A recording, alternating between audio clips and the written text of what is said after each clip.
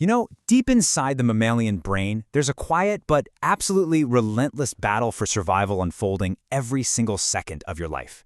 Just imagine walking through the blistering cold of a winter evening, or maybe you're enduring a grueling 24-hour fast. Suddenly, your thoughts are just hijacked, right? They're completely taken over by these visceral cravings that erase literally all other human concerns. Well, welcome back to The Explainer. Today, we're diving into the intense, invisible evolutionary mechanisms that dictate exactly why we act the way we do when our bodies are pushed to the absolute limit. So think about this for a second.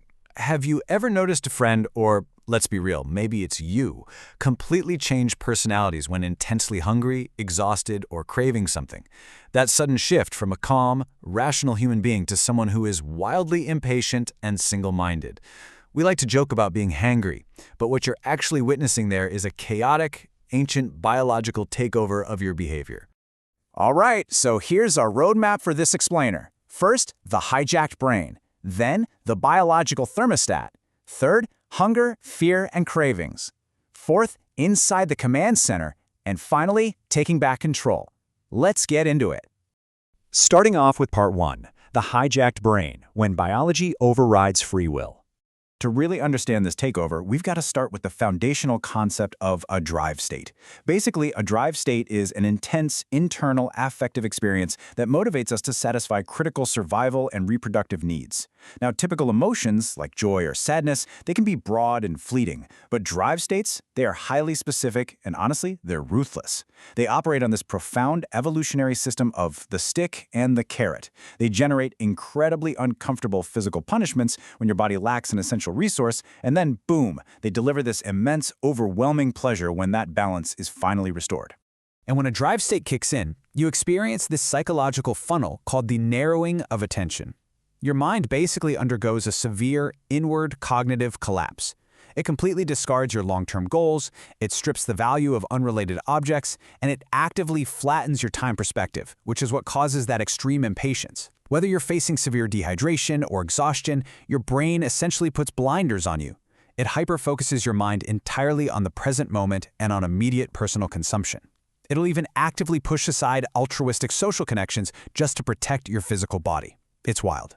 The famed physiologist Walter Cannon described this beautifully. He said, "The nervous system is a masterpiece of evolutionary engineering, designed primarily to keep the internal environment constant despite an unpredictable external world." And it's so vital to appreciate the sheer power of this engineering, you know? These mechanisms are literally billions of years in the making, designed specifically to protect you from unpredictable external pressures. We can actually see this ancient engineering in action during modern moments of high pressure. In a really fascinating 2017 study by Brittany Collins and her team, they found that acute stress actually mimics a hunger drive state in the brain. Picture a non-traditional college student, right? They're balancing a career, a family, and it's finals week. Well, that intense stress hacks the brain's processing centers. The study proves that neural activation heavily shifts toward high-energy, high-calorie foods, completely overriding any long-term fitness or health goals.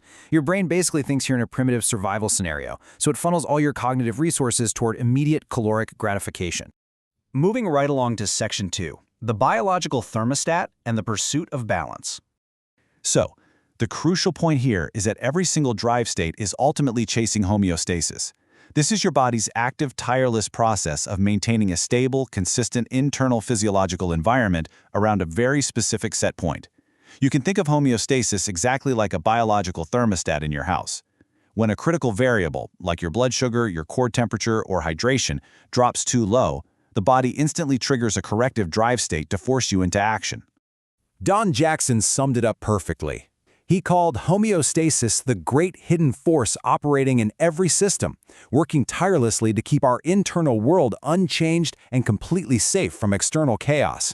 It really is the invisible physiological boundary between thriving and failing. And take a look at how the body actually enforces that boundary. When you drop below your set point, creating a biological deficit, your subjective feeling is just straight-up physical misery, like intense hunger or violent shivering.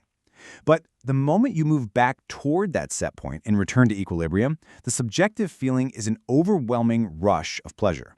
Think about how plunging your freezing cold hands into a bowl of warm water only feels incredibly euphoric when you've been out in the snow.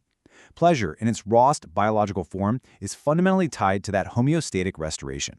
But Here's where things get a bit more complex. Our biological thermostats aren't all calibrated exactly the same way. A 2016 meta-analysis by Dr. Karen Mathewson revealed that premature birth and early childhood medical trauma can actually permanently alter a person's internal homeostatic set points. This means early adversity creates a highly sensitive natural thermostat. So, an adult learner might find that their body overreacts to sleep deprivation or hunger way faster than their peers, triggering a severe drive state almost instantly. Recognizing this is absolutely crucial because it helps us understand that our baselines differ, and some folks truly have to manage a much more sensitive survival alarm system. Which brings us to part 3, hunger, fear, and cravings. While hunger and thirst are your classic drives, what happens when this whole system goes rogue? A profound 2015 study by Anselma and Robinson on addiction highlighted this terrifying division in human consciousness between wanting and liking. In cases of severe addiction or compulsive behavior, a person can experience an overwhelming psychological wanting, a drive state that literally forces behavioral action, even if they no longer consciously like or actually enjoy the substance. The brain's survival mechanism gets completely hijacked. It mimics true starvation and tricks the person into pursuing a habit that brings them zero actual pleasure. This perfectly captures Clark Hall's idea, where he notes that drives transform our deepest biological needs into immediate psychological movement. But it makes you wonder, how exactly does biology become psychology? Like, where does this physical movement actually originate in the brain? Let's look under the hood in Section 4, inside the command center. Sitting right at the absolute center of this network is the hypothalamus. This tiny but ridiculously crucial brain region acts as the undisputed master regulator for our basic survival drives. We're talking hunger, thirst, sexual arousal, the whole shebang. And it operates entirely beneath our conscious thoughts to guide our most basic human desires. When we zoom in on hunger specifically, we find two distinct control centers inside the hypothalamus. The lateral hypothalamus is basically your biological gas pedal. Groundbreaking studies going all the way back to 1951 show that if this tiny area is damaged, an organism completely loses the desire to eat and will willingly starve, no drive whatsoever. On the flip side, we have the ventromedial hypothalamus, which is the braking system. This is the area responsible for satiation, telling your body when it's finally time to stop eating. These two tiny clusters of neurons entirely dictate your physical desire to eat. Now, the neurobiology gets even more fascinating when we look at sexual arousal because it utilizes remarkably different pathways for men and women. In males, arousal is driven heavily by the preoptic area, which actually overlaps with neural circuits dedicated to physical aggression. But in females, sexual receptivity is regulated by the ventromedial hypothalamus. What's incredible here, and this was highlighted in Lisa Diamond's landmark 2008 longitudinal study, is that female sexual drives demonstrate way higher levels of fluid responsiveness to social and environmental contexts. They heavily overlap with brain regions dedicated to social nurturance.